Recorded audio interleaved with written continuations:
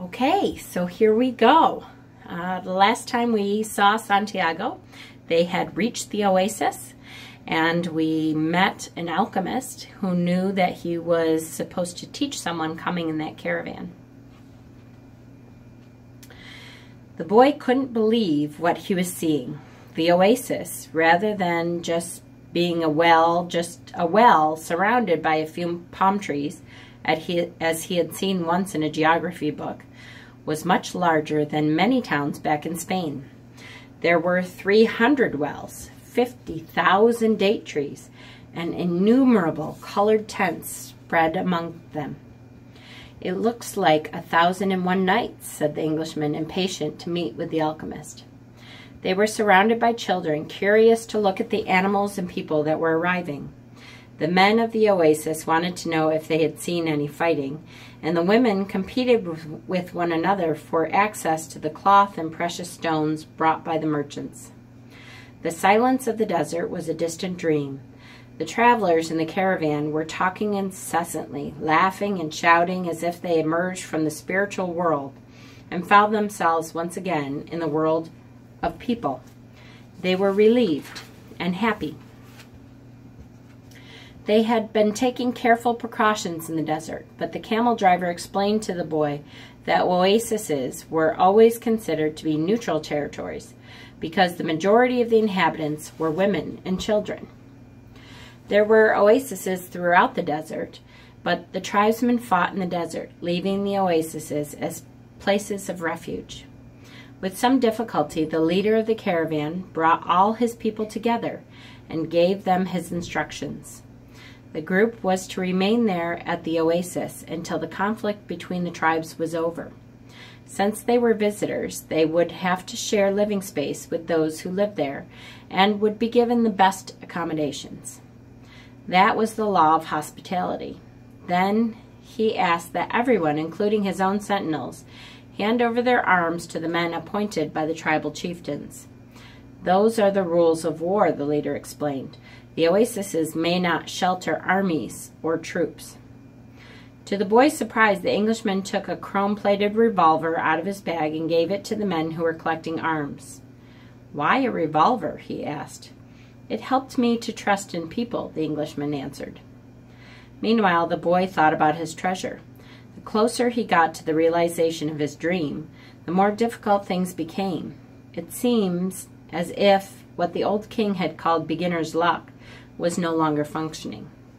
In pursuit of the dream, he was being constantly subjected to tests of his persistence and courage. So he could not be hasty nor impatient.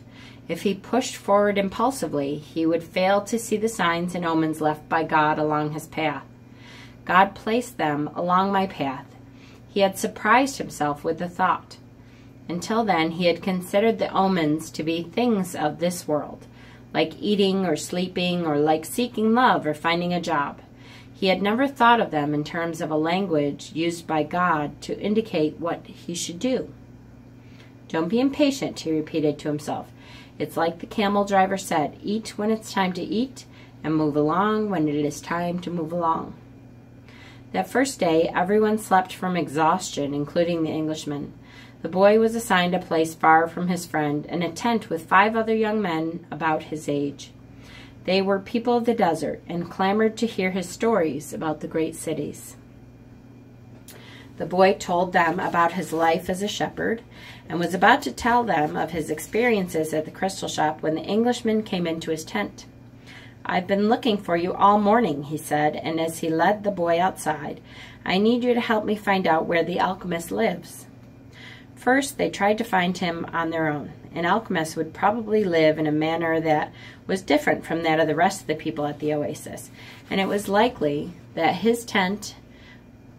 his tent an oven was continuously burning. They searched everywhere and found that the oasis was much larger than they could have imagined, and there were hundreds of tents. "We've wasted almost the entire day," said the Englishman, sitting down with the boy near one of the wells. "Maybe we better ask someone," the boy suggested. The Englishman didn't want to tell others about his reasons for being at the oasis and couldn't make up his mind, but finally he agreed that the boy, who spoke better Arabic than he, should do so. The boy approached a woman who had come to the well to fill a goatskin with water. "Good afternoon, ma'am. I'm trying to find out where the alchemist lives here on the oasis." The woman said she had never heard of such a person and hurried away. But before she fled, she advised the boy that he better not try to conversate with women who were dressed in black because they were married women. He should respect their tradition. The Englishman was disappointed. It seemed he had made the long journey for nothing. The boy was also saddened. His friend was in pursuit of his personal legend, and when someone was in such a pursuit, the entire universe made an effort to help him succeed. That's what the old king had said. He couldn't have been wrong. "I had never heard of alchemists before," the boy said. "Maybe no one here has either." The Englishman's eyes lit up. "That's it. Maybe no one here knows what an alchemist is. Find out who it is that cures people's illnesses." Several women dressed in black came to the well for the water, but the boy would speak to none of them despite the Englishman's insistence. Then a man approached. "Do you know someone here who cures people's illnesses?" the boy asked. "Allah cures our illnesses," said the man, clearly frightened of the strangers. "You're looking for witch doctors." He spoke some verses from the Quran and moved on. Another man appeared. He was older and was carrying a small bucket. The boy repeated his question. "Why do you want to find that sort of person?" the Arab asked. "Because my friend here has traveled for many months in order to meet with him," the boy said. "If such a man is here on the oasis, he must be the very powerful one," said the old man, after thinking for a few moments. "Not even the tribal chieftains are able to see him when they want to, only when he consents. Wait for the end of the war, and then leave with the caravan. Don't try to enter the life of the oasis," he said, and walked away. But the Englishman was exultant. They were on the right track. Finally, a young woman approached who was not dressed in black. She had a vessel on her shoulder, and her head was covered by a veil, but her face was uncovered. The boy approached her to ask about the alchemist. At that moment, it seemed to him that time stood still, and the soul of the world surged within him. When he looked into her dark eyes and saw that her lips were poised between a laugh and silence, he learned the most important part of the language that all the world spoke, the language that everyone on earth was capable of understanding in their heart. It was love. Something older than humanity, more ancient than the desert, something that exerted the same force whenever two pairs of eyes met, as theirs here at the well. She smiled, and that was certainly an omen, the omen he had been awaiting, without even knowing he was, for all of his life. The omen he had sought to find with his sheep and in his books, in the crystals and in the silence of the desert. It was the pure language of the world. It required no explanation, just as the universe needs none as it travels through endless time. What the boy felt at that moment was that he was in the presence of the only woman in his life, and that, with no need for words, she recognized the same thing. He was more certain of it than of anything in the world. He had been told by his parents and grandparents that he must fall in love and really know a person before becoming committed. But maybe people who felt that way had never learned the universal language. Because when you know that language, it's easy to understand that someone in the world awaits you, whether it's in the middle of the desert or in some great city. And when two such people encounter each other and their eyes meet, the past and the future become unimportant. There is only that moment and the incredible certainty that everything under the sun has been written by one hand only. It is the hand that evokes love and creates a twin soul for every person in the world. Without such love, one's dreams would have no meaning. Maktab, thought the boy. The Englishman shook the boy. Come on, ask her. The boy stepped closer to the girl, and when she smiled, he did the same. What's your name? He asked. Fatima, the girl said, averting her eyes. That's what some women in my country are called. It's the name of the Prophet's daughter, Fatima said. The invaders carried the name everywhere. The beautiful girl spoke of the invaders with pride. The Englishman prodded him, and the boy asked her about the man who cured people's illnesses. "That's the man who knows all the secrets of the world," she said. "He communicates with the genies of the desert." The genies were the spirits of good and evil, and the girl pointed to the south, indicating that it was there the strange man lived. Then she filled her vessel with water and left.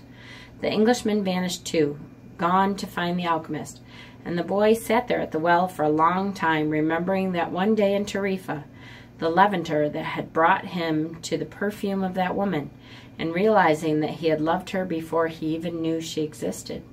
He knew that his love for her would enable him to discover every treasure in the world. The next day the boy returned to the well, hoping to see the girl. To his surprise, the Englishman was there, looking out at the desert. "I waited all afternoon and evening," he said. "He appeared with the first stars of the evening. I told him what I was seeking, and he asked me if I had ever transformed lead into gold. I told him that that was what I had come here to learn. He told me I should try to do so. That's all he said. Go and try." The boy didn't say anything. The poor Englishman had traveled all this way, only to be told that he should repeat what he had already done so many times. "So then try," he said to the Englishman. "That's what I'm going to do. I'm going to start now." As the Englishman left, Fatima arrived and filled her vessel with water. "I came to tell you just one thing," the boy said. "I want you to be my wife. I love you." The girl dropped her container and the water spilled. "I'm going to wait for you every day here. I have crossed the desert in search of a treasure that is somewhere near the pyramids, and for me, the war seemed a curse, but now it's a blessing because it has brought me to you." "The war is going to end someday," the girl said. The boy looked around him at the date palms. He reminded himself that he had been a shepherd, and that he could be a shepherd again. Fatima was more important than his treasure. "The tribesmen are always in search of treasure," the girl said, as if she had guessed what he was thinking. "And the women of the desert are proud of their tribesmen." She refilled her vessel and left. The boy went to the well every day to meet with Fatima. He told her about his life as a shepherd, about the king, about the crystal shop. They became friends, and except for the 15 minutes he spent with her each day, seemed that it would never pass. When he had been at the oasis for almost a month, the leader of the caravan called a meeting of all the people traveling with him. "We don't know when the war will end, so we can't continue our journey," he said. "The battles may last for a long time, perhaps even years. There are powerful forces on both sides, and the war is important to both armies. It's not a battle of good and evil. It's a war between forces that are fighting for the balance of power, and when that type of battle begins, it lasts longer than others because Allah is on both sides." The people went back to where they were living, and the boy went to meet with Fatima that afternoon. He told her about the morning's meeting. "The day after we met," Fatima said, "you told me that you loved me. Then you taught me something of the universal language and the soul of the world. Because of that, I have become a part of you." The boy listened to the sound of her voice and thought it to be more beautiful than the sound of the wind in the date palms. "I have been waiting for you here at this oasis for a long time. I have forgotten about my past, about my traditions, and the way in which men of the desert expect women to behave. Ever since I was a child, I have dreamed that the desert would bring me a wonderful present. Now my present has arrived, and it's you." The boy wanted to take her hand, but Fatima's hands held on to the handles of her jug. "You have told me about your dreams, about the old king and your treasure, and you've told me about omens. So now I fear nothing, because it was those omens that brought you to me. And I am a part of your dream, a part of your personal legend, as you call it. That's why I want you to continue towards your goal. If you have to wait until the war is over, then wait. But if you have to go before then, go on, in pursuit of your dreams. The dunes are changed by the wind, but the desert never changes. That's the way it will be with our love for each other." "Maktab," she said, "if I am really a part of your dream, you'll come back someday." The boy was sad as he left her that day. He thought of all the married shepherds he had known.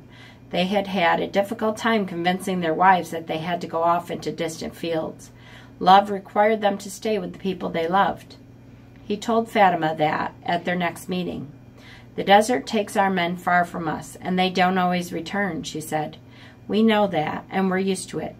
Those who don't return become a part of the clouds." One second, guys, sorry. I always forget to mute my phone, sorry.